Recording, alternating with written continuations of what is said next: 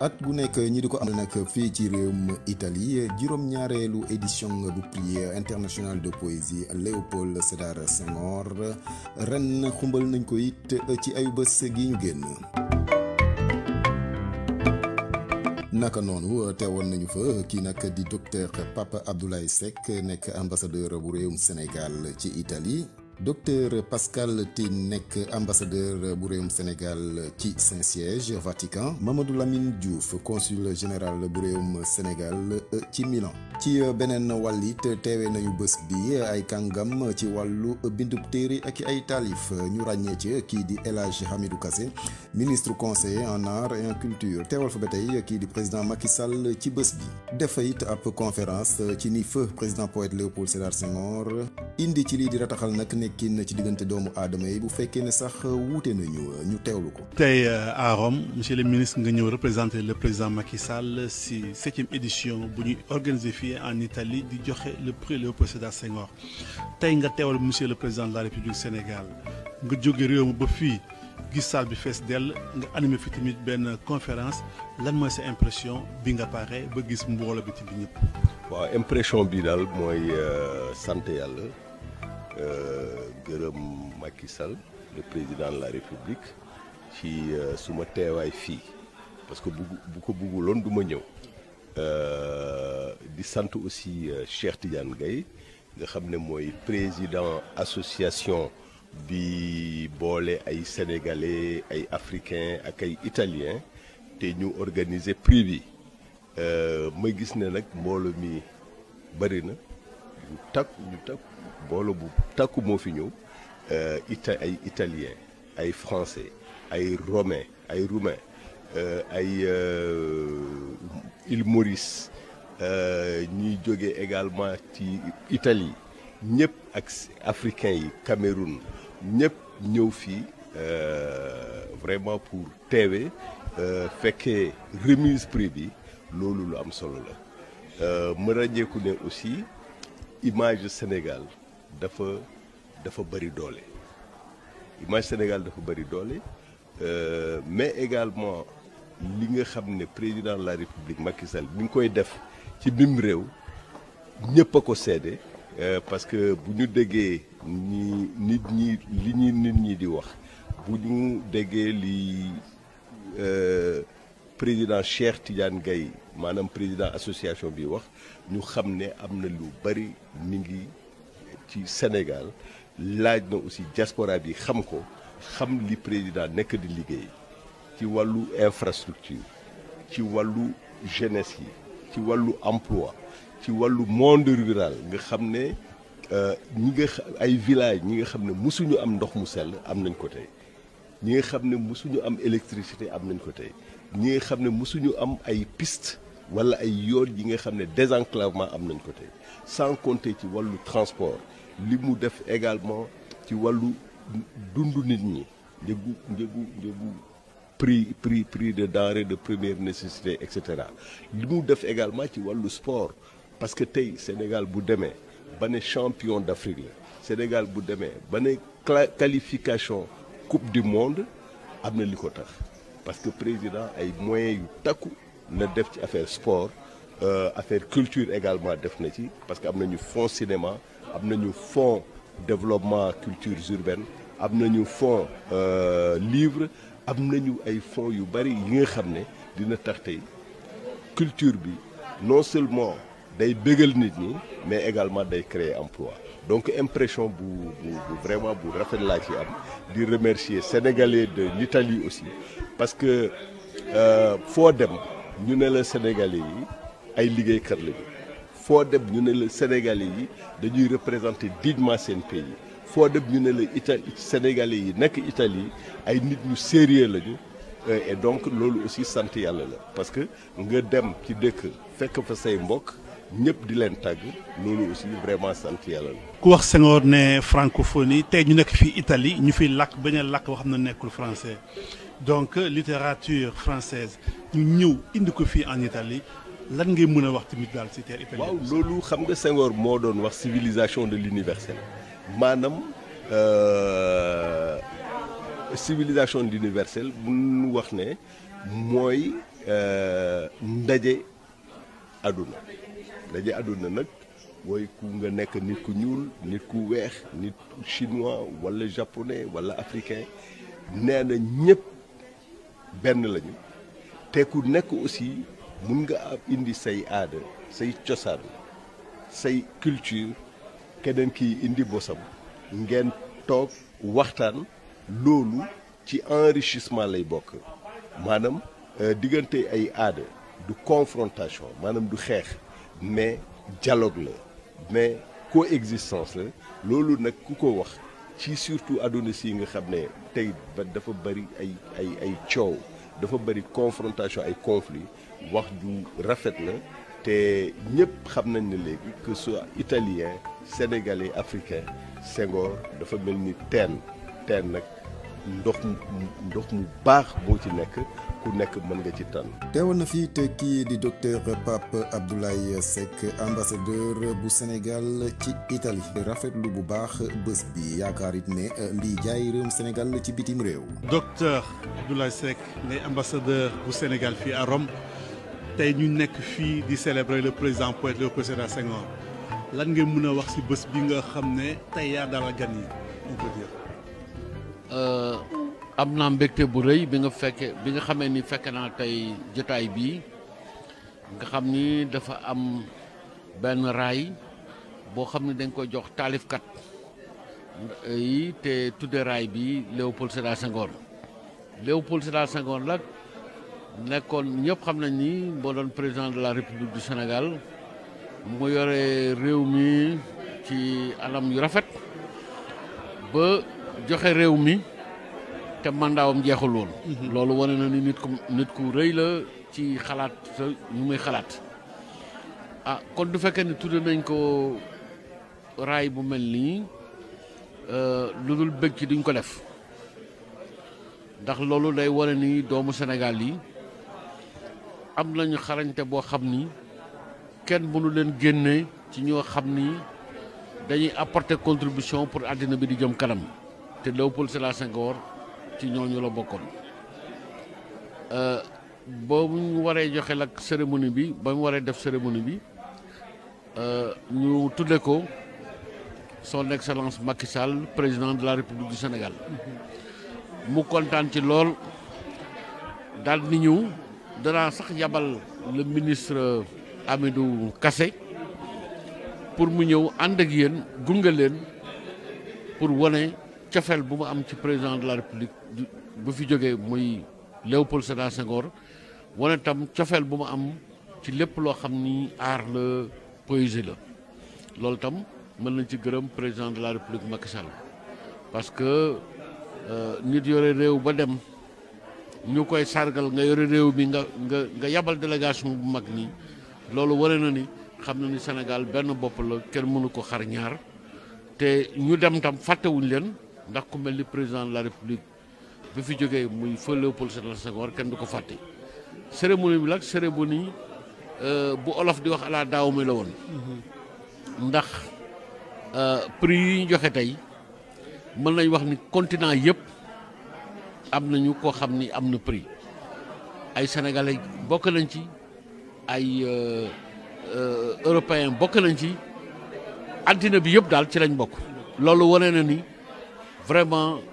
war nañ gërëm bu baax Cheikh Tidiane Gaye bi nga xam ni moo sos lii yëpp wane na ni fii la nekk mais fàttewul dëkkam wane na ni tam ni président de la président poète Léopold Sédar Senghor war nañu continuer di ko sargal Macky Sall tam wane na ni ñi fi jógee fàttewu leen te képp kuy liggéeyal dëkk bi na la wóor ni am nga soutien moom président de la République kon daal tey feetu Sénégal la woon ñi ngi kontaan lool di féliciter lauréat yëpp di gërëm di sant gërëm ak sant boo amul àpp président de la République bu ñu jox honneur bu day nii nuyu nañ ko teewal tey ci cérémonie bu rëy bi maa leen di gërëm di leen sant. Pape Faye artiste comédien dramaturge ci teewee bés bi moom it yëkkati na ci ay kàddu. Pape Faye nga jóge Sénégal def un long voyage ñëw tey fii en Italie précisément à Rome ñuy célébrer 7e édition prix Léopold Sédar Senghor Pape nga animé soirée bi ban impression nga gis ban impression tamit nga mën a bàyyi fii pour la communauté sénégalaise si bés bi nga ñëw fii teew te yaa war a tamit delloo réponse au président Macky Sall lan nga jëlee Italie. waaw di kontaan rek ci invitation bi d'abord à titre d'ambassadeur du prix international Léopold Sédar Senghor je suis venu à ce titre-là di fàttali que ne en 2019 man ma remporté woon le grand prix ak benn algérienne donc loolu moo motivé encore une fois sama ñëw fii beneen bi mooy li nga xamante ne Cheikh Tidiane Gaye def na ko dafa war a nekk royuwaay ci réew Afrique yi waxuma ca Sénégal parce que li mu def lu jafe la mais xam nañ def na ko avec passion parce que dafa bëgg réewam non seulement day contribuer au renforcement des liens diplomatiques entre le Sénégal et l'Italie mais également des liens culturels waaw ba tax na aujourd'hui booy xool salle bi ñi fi newoon ñëpp c'est des Italiens des Africains des francophones en général donc non seulement mu ngi dundal la langue italienne di dundal itam la langue française moo tax lu mel nii dafa jar a yóbbu sax au sein de l'académie française parce qu'il le mérite il met des moyens am na appui institutionnel fii nga xam ne avec son excellence monsieur l'ambassadeur Abdoulaye Seck di sama xarit dégg nga ma ak itam l'ambassadeur bi nga xamante ni moo nekk au Saint-Siège waaw ñoom ñëpp jàpp nañ ci vraiment du wan Sénégal ne leen di yëgal waa Sénégal ne leen am ngeen lu rëy loo xamante ni seen doom def na ko fii mooy Cheikh Tidiane Gaye loo xamante ni réew yi nga xamante ni ñoo nekk au niveau du Saint-Siège au niveau du Vatican ku ci nekk bëggoon naa def lu ni mel parce que booy xool au niveau du Vatican il y a à peu près combien d'ambassadeurs francophones presque 180 ah ku nekk bëggoon naa def lu mel nii dem nag njukkeel ci ki nga xam ne mooy Macky Sall président de la République du Sénégal puisque moom la duppee bés bi jox ko nag benn prix spécial boo xamante ne bi am nañ yaakaar ni buñ demee Sénégal buñ ko remettre Macky Sall je crois que non seulement dana ko gën a jàpp dana ko remercier mais franchement dana gën a taxaw ci wetam kon nag Cheikh encore une fois Cheikh Tidiane Gaye ñu ngi koy remercier di ko féliciter ci liggéey bu solo am solo bi nga xam ne def na ko te xam ne deful lu dul siggil Sénégal ci kanamu réewu àdduna bi. ren it ci juróom-ñaareelu édition bi gis nañu ay taalifkat yu jógee nag ci réewum Cameroun France Espagne Canada Roumanie ñëpp nag ñëw rek teewee bés bi waaye it ay taalifkat yu bari nag nekk fii ci réewum Italie. Cheikh Tidiane Gaye di président fondateur prix international Léopold Sédar Senghor fii nag ci Italie xam nañ ko nag bu baax niki taalifkat bu mag mu bindit nag ay téere yu bari faram-fàcce it ay mbindub Senghor ci kàllaama réew mi fexe it ba Senghor ñu tuddee ko ab place publique ci réewum Italie. liñ ci jublu rek mooy honorer ki nga xamante ni moom moo fondé sunu dëkk fondé sunu état fondé sunu nation muy Léopold Sédar Senghor. Léopold Sédar Senghor nag buñ koy wax turam dafa jéggi frontières yi Sénégal rek moomu ko catholique la woon mais catholique yi rek moomuñu ko donc adduna ñëpp a ko moom ndax yàlla mooy tànn. ay doomu aadama jox leen xam-xam jox leen yenn possibilités yi Senghor ci ñooñu la bokk ñu yàlla tànn mu jiite réew bàyyi turam ci àdduna ba tey jii ñuy traduire ay œuvre am di ko jàngale ci université yi ñun nag ñuy doomi sénégalais am orgueil boobu jóg ni dañu bëgg a wane sunu culture sunu aada dëkk fii ci Italie non seulement mais en Europe et puis surtout à l'international parce que prix international tey gisal ngeen ko seen bopp ñii jóge Roumanie kii jóge Canada kii jóge Belgique kii jóge France kii jóge Espagne Cameroun ñëpp ñëw teewee ko ñuy ay lauréats ñu invité nag ku mat ku ñu yónni muy ministre conseil en art et en culture bu président de la République son excellence Macky Sall mu ñëw teew fi def conférence gën a yëkkati aussi turu Sénégal te ba tubaab yi ko xamuloon relation en français la ko def ñu traduire ko en italien distribuer ko public bi pour public bi comprendre ko mu nekk kon lu am solo liggéey boobu nag ñun ñuy liggéey dañ koy liggéey pour suñu dëkk Sénégal moom moo ñu ñor Sénégal moo ñu intéressé diaspora noire di revendiquer sunu culture sunu civilisation yii nag ñi ngi ci 7e édition bi ñi ngi xalaat pour organiser 8e édition bi yamuñu ci rek ñi ngi nañu def yeneen ak yeneen tey conférence la mais on prévoit déjà peut-être prochaine édition bu ñu fi yàlla bàyyee ñu fekkee ko tal ko mën a intégrer dugg ci université yi invité des célébrités sénégalaises ah tey invité nañu tey le professeur Kassé suba mën na nekk keneen ñu dem ci université yi bu ñu demee ci université yi mën a rencontrer les étudiants di def ak ñoom ay conférence ak yoo xam daf leen di permettre sax ñu am ay crédit yu ñuy mën a dugal ci seeni plan d'étude donc ñun liggéey bu mel noonu dañuy liggéey ba pare nag aussi vraiment di remercier la mission diplomatique donc tàmbalee ko ci docteur Pape Abdoulaye Seck ex-ministre de l'agriculture ambassadeur du Sénégal à Rome mu ñëw taxaw fekke ko ñuy remercier aussi l'ambassadeur docteur Pascal Tine moom mi nga xam moo ñu toogal ca Saint-Siège Vatican di remercier bu baax vraiment le consul de Milan nga xamante ni dafa bàyyi itam bàyyi famem jóge Milan ak ñun accompagner ñu parce que association bi au nord la nekkul Rome tey dañu ñëwoon Rome parce que sunu intention c'était surtout d'impliquer la mission diplomatique kon nag ñun dañuy remercier ñëpp yéen aussi seen voyage metti na jàpp ci mbir mi ñëpp ko moom li ñu amal solo rek moom mooy jàpp ci liggéey politique bu ñu koy wax ñun on n'est pas des politiciens mais on est des politiques mu nekk ñaari concept yoo xam bokkul politicien mooy ñi nga xam toujours foo leen fekk ñi ngi di wax ñun li ñu gën a amal importance mooy agir dañuy jëf def loo xamante nañ ko fiy bàyyi ëllëg yeneen génération mën ko jël continuer ko ñun loolu mooy sunu mission donc nag ñuy soutenir aussi la vision bi nga xamante ni moom le président Macky Sall am donc nga xamante ni en art en culture son plan émergent mu koy appuyer le professeur Kassé ñu invité ko mu ñëw waaw donc liggéey bu rafet boobu ci la ñu nekk moom la ñu bëgg a continuer. Cheikh Yane Koné Senghor wax bind ci nasaraan tey ñu nekk fii Italie donc pour yow ñu jóge ci langue française ñëw fii en langue italienne. Senghor ñu koy célébrer fii en Italie. lan nga mën a wax ci mbir moom. waaw li ñu mën a wax ci moom rek mooy ñi xamul Senghor peut-être mën nañu am ay doutes yu bari mais xam nga Senghor dafa nekkoon koo xamante ni dafa amoon benn ouverture ci peuple yëpp ci culture yëpp waxantuma nag culture italienne. gis nga wax naa ko ci sama discours d'ouverture 62 77 ñaari at la yu am importance 77 ñu jël ko ni ko yow da ngaa xam Rome ba tax na dañ lay jox diplôme ñu koy wax en italien cultore c'est un connaisseur de Rome mais bu ñu fàtte ni que République italienne dafa élevé Senghor au rang de l'ordre national du Lion ñun ni ñu koy waxee Sénégal ñoom fii aussi am nañu seeni distinction ñu jox ko kon Senghor dafa nekk koo xamante ni àdduna ñëpp a ko xam amul ko xamul donc de telle sorte que nit fa nga bokk ak ña fa nekk ñooñu ngay valoriser pour ñu mën la respecter ñun yàlla moo ñu jox Senghor def li mu def ci àdduna ñun dañ ko war a namoo sunu ndam la bokk ñu nag ak ñi nga xamante ni ce sont des détracteurs de Senghor di ko waxal lu bon di ko waxal lu ñaaw ñun on aime Senghor par sa pensée li mu def sa contribution culturelle ñu bëgg nag di ko œuvrer gis nga nit bu deewee ñu fàtte ko rek parce que dafa amul lu mbokk wala dafa fekk nit ñi liggéeyuñu pour moom mais tey jii ku ñëw di fàttali li mu doon def turu Senghor toujours dafay des kon nag ñun loolu mooy sunu mission loolu mooy sunu liggéey ci loolu la ñu nekk. je trouve ni que li ci des rek mooy ñu dem di taataan ci li mu bàyyi li mu bind bàyyi ko fi du rek ay poème ñu bëri jàpp nañu rek ay poème la